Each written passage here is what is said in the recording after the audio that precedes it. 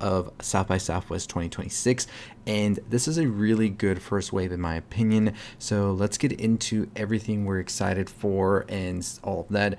I won't be going over the whole wave in itself because there's a ton out there. I'm here to discuss just what I'm very excited for. And let's get into with the first one here. Of course, you can see, and that is going to be Boots Riley's new film, which is called I Love Boosters. This film is a movie that stars Keke Palmer, Naomi Ackie, Taylor Page. You also have Lakeith Stanfield in this, Will Poulter, Demi Moore.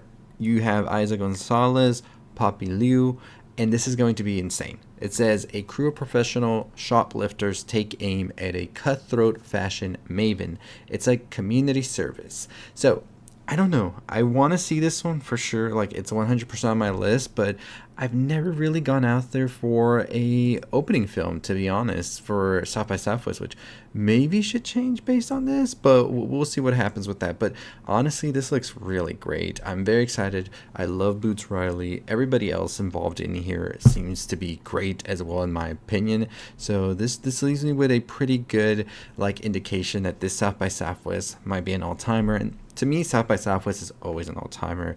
It is my favorite film festival in the United States, and I think that it definitely has some of the more out there and fun movies as well. So very, very excited for I Love Boosters.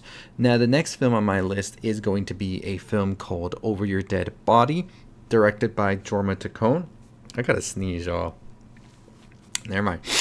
But this film stars Samara Weaving, Jason Segel, Timothy Olyphant, Juliette Lewis, Paul Guilfoyle, and Keith Jordan. Now, a second Samara Weaving film, because we have Ready or Not as well, which we'll talk about in a bit. So let's get into Over Your Dead Body right now. So let's pull up the picture right here. So I told you last time, I gotta find a better way to do this, right?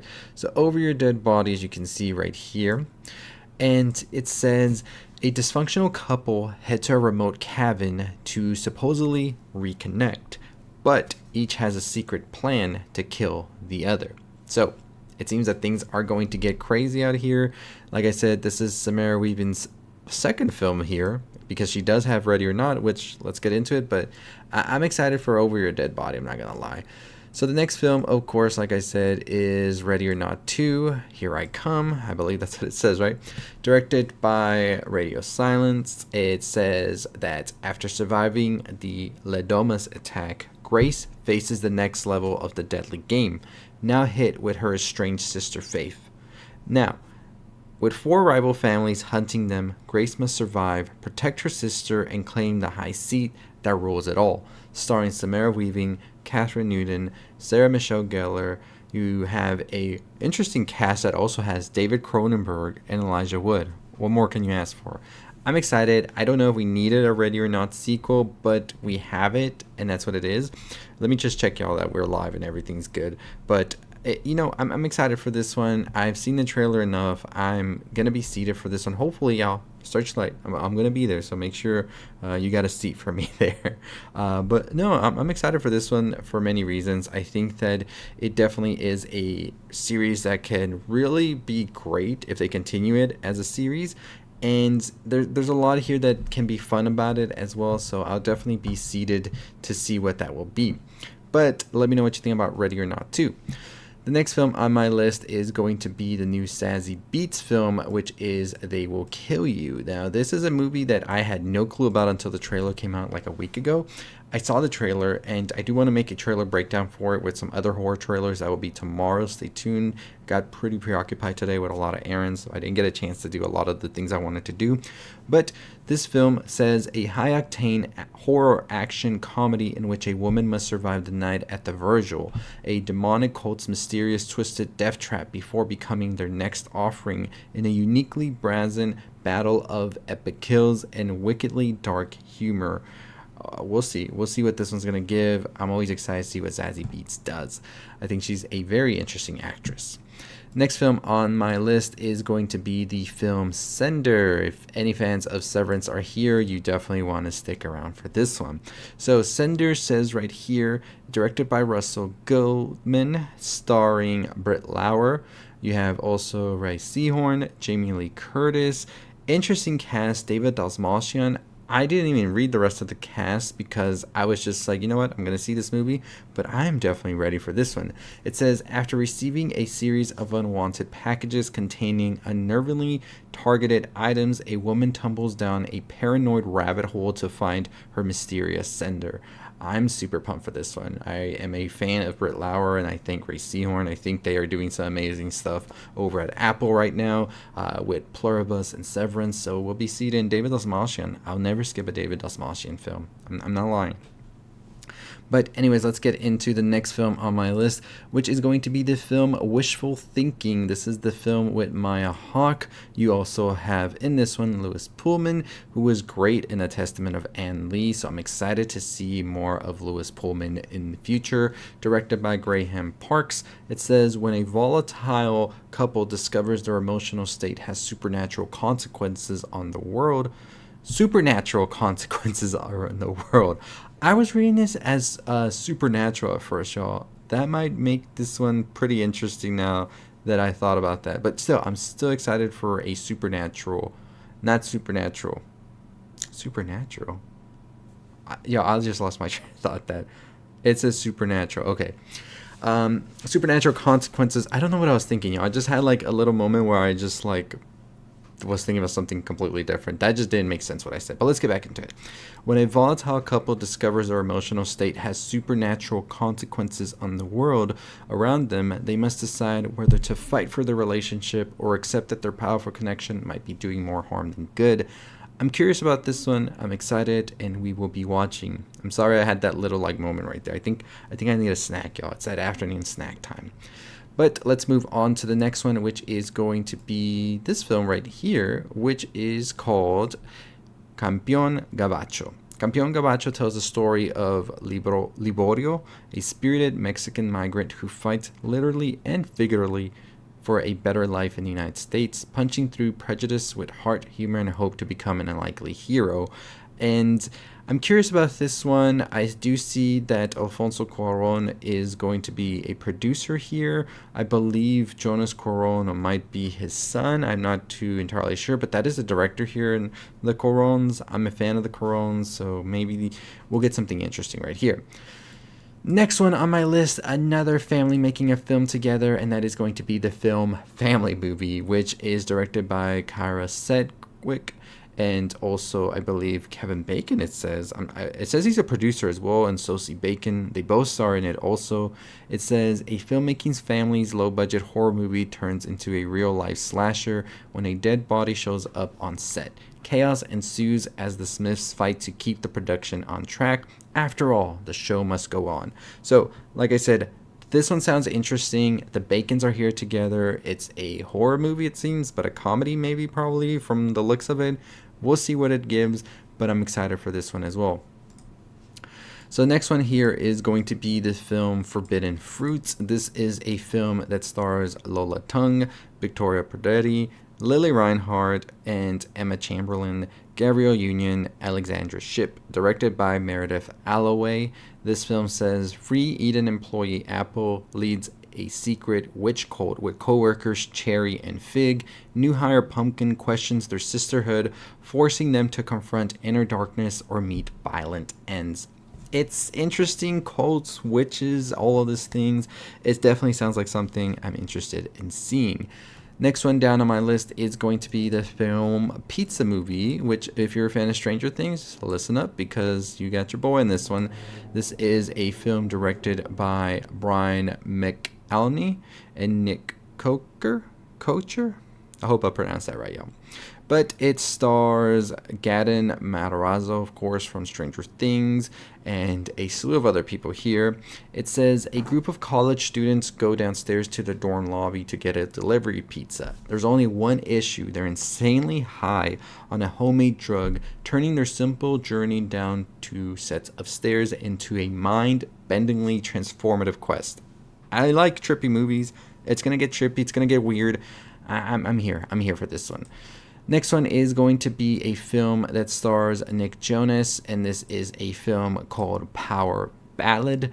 It is directed by John Carney. It stars Paul Rudd, Nick Jonas, Peter McDonald, Marcella Plunkett, Havana Rosalieu, Jack Rayner. Power Ballad follows a talented but in past his prime wedding singer and a young rock star who uses the wedding singer songwriting prowess to revitalize his own career. This could be interesting. I'm very excited to see what this one's going to do. I want to see Paul Rudd make a shift into more of these serious films because I think he has it in him. He's showcased it before. I loved Anaconda. I love the comedies, but I really want to see Paul Rudd in a different light. So very curious to see how this one could be. So we're moving on down now. We're going down into The Midnighters, my favorite. These are always my favorites, y'all. Y'all know me. We love to talk about horror here.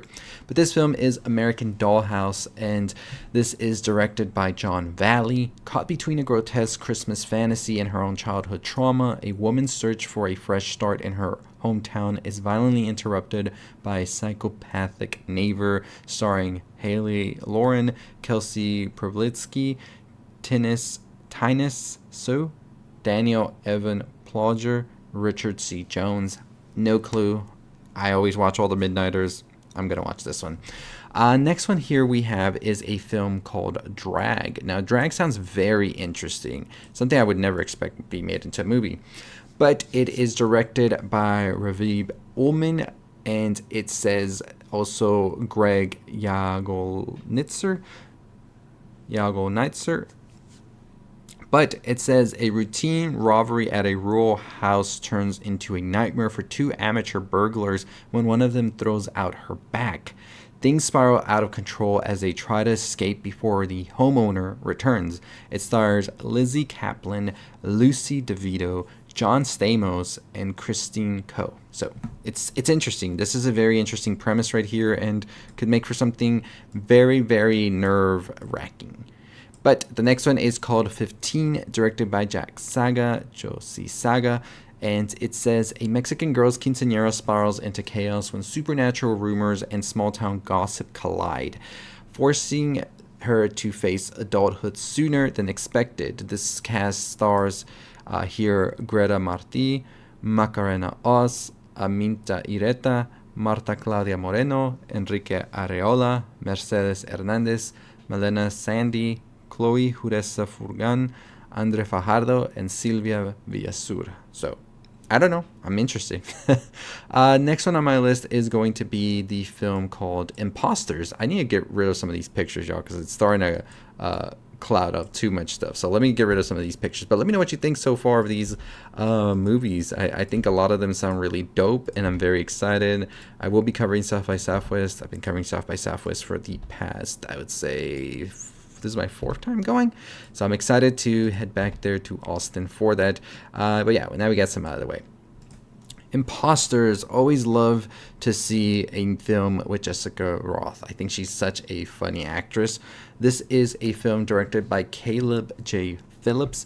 After a couple's baby boy is taken, the desperate mother learns of a way to bring him back. However, her husband begins to suspect that what she returned with isn't their son. So I'm excited for this. Charlie Burnett, Yul Vasquez, Bates Wilder, Luciana Corleri, Thomas Paraboke, Ian Lyons, Taylor Corrine, Lee Bennett, and Declan Bennett star in this movie. Next one on the list is going to be Monitor. I am excited to see Brittany O'Grady here because Brittany O'Grady is a very, very great actress. I loved her in What's Inside, so I'm excited to see her here. Directed by Matt Black and Ryan Pauly, a social media moderator unleashes a deadly terror when she refuses to publish a cryptic video. And I'm excited to see this one. We've had sort of similar movies come out in the last couple of years with social media monitors and things like that. But this one sounds interesting to me right here. Last but not least, we have Never After Dark. This might be my most anticipated from the Midnighters because I really love possession films, and The Exorcist is like one of my favorite films of all time. So this says directed and written by Dave Boyle. This movie, I lost my train of thought again. It says a medium travels deep into the Japanese countryside to perform a routine exorcism where she is forced to confront the most terrifying enemy of all, the living. It is a film that stars Moeka Hoshi, Kento Kaku, Kuromi Inagaki, Mutsuo Yoshiaka, Bokusu Masana, and Tei Kimura. So, I'm excited for possession films. I love those, and I cannot wait to see what comes from this.